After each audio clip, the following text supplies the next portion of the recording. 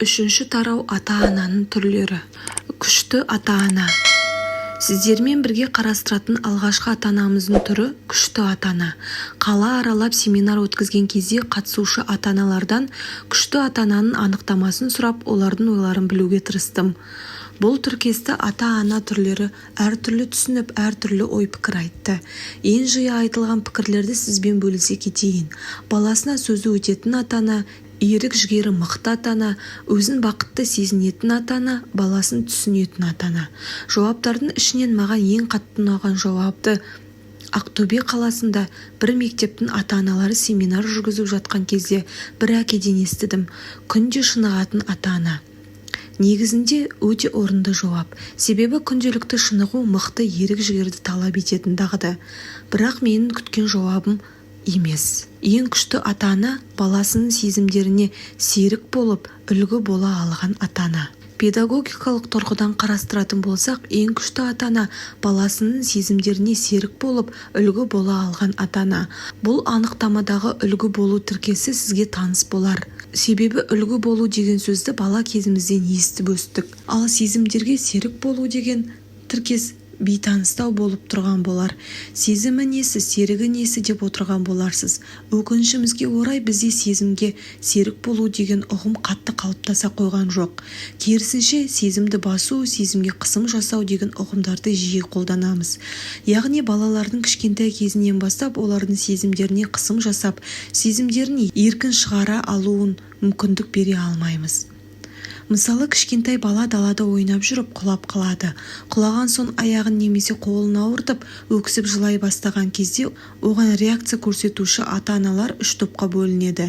Бірінші топтағы ата-аналар құлаған баласына жүгіріп барып, өбектеп сүйе бастайды, үсті басын қағып аст үстіне түседі. Екінші топтағы ата-аналар болса еш нәрсе болмағандай қарап тұра береді. Олар құлаған бала өзі тұруы керек, қиыншылықпен күресуді үйренуі тиіс деген ұстанымды ұстанады.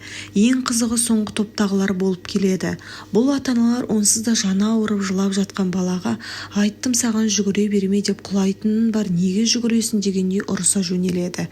Тіпті кейбір ата-аналар баласының жылағанын қойғызу үшін баласын тоқпаштап ұра бастайды. Міне осылайша әр жылаған кезінде қысым көрген ата-анасынан ұрыс естіп, таяқ жеген бала уақыт өте келе өзінің жылағанын көрсетуден қорқа бастайды. Басын ұрып алып, жаны ауырып жылағысы келіп тұрса да жылай алмай, ата-анасына жалпақтап тұратын балаларды сіз де көрген боларсыз. Көзіне жас толып тұрса да жылай алмай, кемсеңдеп тұрады. Біз тек жылаған кезде емес, қуанған кезде де қысым жасаймыз. Айталық, біздің үйімізге қонақ келді. Білесіз, біздің қонақтарымыз құрғыл келмейді. Келе жатқанда балаларға деп шоколадын немесе басқа да бір сыйлығын ала келеді. Қонақтың қолынан шоколад алған баланың қуанышы қойнына сыймай асыр салып мәз болып жатса, әке-шешесі баласының қылығын жақтырмай, не болды сонша қуанып, шоколадты бірінші жеп тұрсың ба деп ұрса жөнеледі. Негізінде әке-шешені мазалап, ыңғайсыз күйге түсіретін нәрсенің ел не дейді деген ұғым екені өтірік емес. Яғни бізді қинап бара жатқан нәрсе баламыздың тәрбиесінен гөрі келген қонақ, мынаның баласы түк көрмеген екен деп ойлап қалады деген уайым екенін мойындауымыз керек. Осылайша кішкентай баланың қуанышына су сеуіп, оның өмір бойы шынайы қуана алмай жүруіне себеп боламыз. Расында да қазіргі таңда үлкендердің көбі шынайы қуана алмайды. Қуанғысы келсе де оны белгісіз бір күш ұстап тұрады. Тіпті біздегі сериалдарға деген тәуелділіктің өзін осымен түсіндіруге болады. Атап айтар болсам, өзі шынайы қуанып, сезімін еркін шығара алмағандықтан сериалдағы ойыншылардың сезімдері арқылы сезінуге тырысады, солардың қуанышына қуанып, қайғысымен жылайды. Біздегі тыйымдар тек жылау және қуануға жасалған қысыммен шектелмейді. Біздің балаларға ашулануға да болмайды. Себебі біздің қоғамда бесіктен белі шықпай жатып ашулануын қарашы, кішкентай болып алып ашулануының өзінің секілді сөздер жиі естиміз. Міне осы сөздер баланың ашуына жасалып жатқан қысымның дәлелі деп айтуға болады. Бұл сөздерді естіп өскен бала ашуын сырттан еркін шығара алмайды. Қанша ашуланғысы келіп тұрса да болса ашуын ішіне жинай береді. Бірақ шыдамның да шегі бар демекші, ашу қысқан бала да бір күні шыдай алмай жарылады. Баланың сезімдерін еркін шығаруға мүмкіндік бермей, қысым жасай беретін болсақ, балада өзіне деген сенімсіздік пайда болады. Өзінің құқығын қорғай алмайтын және біліп тұрса да өз дұрысын айта алмайтын адамдар санатына қосылады. Қоғамдық көліктерде орын алатын сізге де таныс мына бір оқиғамен тақырыпты аша түсейін. Біздің студент кезімізде Алматыдағы автобустардың аялдамаға келіп тоқтаған соң жүруі қиын еді. Тағы да бір-екі адам отырса екен деп жүрмей тұра беруші еді ғой. Кондукторлардың барахолка, жүреміз барахолка деген айғайы сіздің де естеріңізде болар. Міне осылай жүрмей тұрған кезінде алғаш болып қарсылық білдіретіндер кімдер еді? Менің байқағаным көбінесе басқа ұлттың өкілдері. Жүргізуші жүрсейші, тағы қанша күтуге болады деп қарсылықтарын ашық көрсетіп жатады. Әрине ол жағдай бізге де ұнамайды. Біз де қарсылық білдіреміз. Бірақ біз қарсылығымызды ашық көрсете алмай, жай ғана іштей көрсетеміз. Біздің де жүргізуші жүрсейші, тағы қанша күтуге болады деп айғайлағымыз ақ келіп тұрады. Бірақ сол бір айғай кеңірдегімізге дейін келеді де ары қарай жүрмей тұрып қалады. Яғни ішімізден ашуы толы айғай болып бастау алған даусымыз кеңірдектен өткен кезде мына жүргізуші неге жүрмей тұр, кешігетін болдық қой деген міңгірлеуге айналады. Кейде қасымыздағы жолаушыға сыбырлап айтып жатамыз. Біздің даусымыз өз қарсылығымызды көрсете алмауымыздың басты себебі балалық шақтағы қысымдар. Кішкентайынан әке-шешесінен қысым көріп өскен бала өз дұрысын дауыстап айта алмайды. Өзінікі дұрыс болып тұрса да өз құқығын қорғай алмайды. Дәл осыған ұқсас мысалды тағы да автобустан беріп көрейін. Кейде автобуста келе жатқан кезімізде жүргізуші біз түсуіміз керек аялдамадан тоқтамай өтіп кетеді. Сол кезде жүргізуші тоқтасайшы деудің орнына келесі аялдамадан түсеміз де жарайды, бір аялдама төмен түсе саламын деп тып-тыныш кете береміз. Мен осы ойымды семинарға қатысушы ата-аналармен бөліскен кезімде қатысушылардың басым бөлігі қолдап, ойыммен келіссе де іштерінен бірен-сараны уәж айтушылар да кездесті. Қарсы уәж айтушылар өздерінің бұл әрекетін әдептілік немесе қазақтың тәрбиесі деген ұғымдармен түсіндіруге тырысады. Бірақ мен онымен келіспеймін. Себебі бұл шынымен де әдеп немесе қазақтың тәрбиелігі болса, онда біз еш ашуланбай жүргізушінің әрекетін сабырмен қабылдай алуымыз керек еді. Ал біздің іште ашуланып жарыла жаздауымыз қарсы уәж айтушылардың ақтауларын жоққа шығарады. Өзімізді әртүрлі жолдармен ақтауға тырысқанша, өзіміздің дұрысымызды дауыстап айта алмауымыз балалық шақтағы қысымдардан туындаған жасықтық екенін мойындауымыз керек. Қысым жасаудың жағымсыз әдіс екенін мойындаған кезде ғана біз балаларымызға қысым жасаудан бас тарта аламыз. Мектеп жасында балалары бар ата-аналардан немесе сол балаларын мұғалімдерінен сабақты біліп тұрса да айтпайды, сұрамасаң сабақ айтпайды, немесе сұрасаң бәрін дұрыстап айтып береді деген сөздерді жиі естиміз. Міне, бұл балалар да әке-шеше немесе мұғалім тарапынан жасалған қысымдар арқылы өзінің біліп тұрған нәрсесін айтуға қорқатын балалар. Табиғи сезімдерін сыртқа шығарған кезде қысым көрген бала өсе келе өзінің сезімдерін көрсетіп, ойын айтудан қорқып қалады. Бұл балаларда айтқаным дұрыс болмай қалса ше, дұрыс айта алмасам бәрі маған күледі секілді қорқыныштар басым болып келеді. Бұл балалардың өзіне деген сенімін қайтару үшін сезімдері мен ойына бостандық беру қажет. Яғни сезімдерін еркін көрсетіп, ойын ашық айта алған кезде ғана олар өздеріне сенімді әрекет ете алады. Соңғы мысалды жұбайлар арасы қарым-қатынастан бере кетейін. Әйел кісілердің күйеулерінен өте қатты естігісі келетін бір сөз бар. Қандай сөз екенін білесіз бе? Егер сіз жақын арада отбасы құрған әйел болсаңыз, әлі есіңізде болар. Ал шаңырақ көтергеніңізге біраз жылдар өтіп кеткен болса, онда бұл сөзді ұмытып қалған болуыңыз да мүмкін. Сонымен қандай сөз деп ойлайсыз, табуға тырысып көріңізші. Әйелдердің күйеуінен жиі естігісі келетін сөз «сені жақсы көремін» деген махаббатқа толы сөз екенін айтсам келісесіз бе? Әсіресе отбасылық өмірдің алғашқы жылдарында осы бір сөзді қатты күтеміз. Өкінішімізге қарай көптен Көптеген ер кісілер бұл сөзді оңай айта салмайды. Отбасылық өмірге дейін еш қиналмай айтып жүрген ерлер үйлене сала осы сөзді ұмыта бастайды. Ары күтіп, бері күтіп шыдамы таусылған әйелі күйеуіне келіп, мені жақсы көресің бе деп сұрауға дейін барады. Былай қарасақ, бұл сұрақтың жауабы өте оңай. Жай ғана «Я, сені жақсы көремін» деп айта салуға болар еді. Дегенмен көптеген ерлер бұл сұраққа логикалық түсіндірме арқылы жауап беруге тырысады. Яғни «Я, сені жақсы көремін» деген қарапайым жауаптың орнына «Сені жақсы көрмесем қасында жүрер ме едім? Сен үшін мына нәрселерді істер ме едім?» секілді жауаптары логикалық тұрғыдан дәлелдеуге тырысады. Негізінде әйелдің күткені логикалық дәлел емес, жай ғана сезімтал қолдау екенін естен шығарып аламыз. Әйел кісі күйеуінің сол бір сиқырлы сөзді естіп, өзін керекті, қадірлі және бақытты сезінгісі келеді. Енді ерлеріміздің әйеліне сол бір оңай сөзді айта алмауының себебі неде дейсіз ғой? Басты себебін айтайын. Сезімін көрсетуден қорқуы.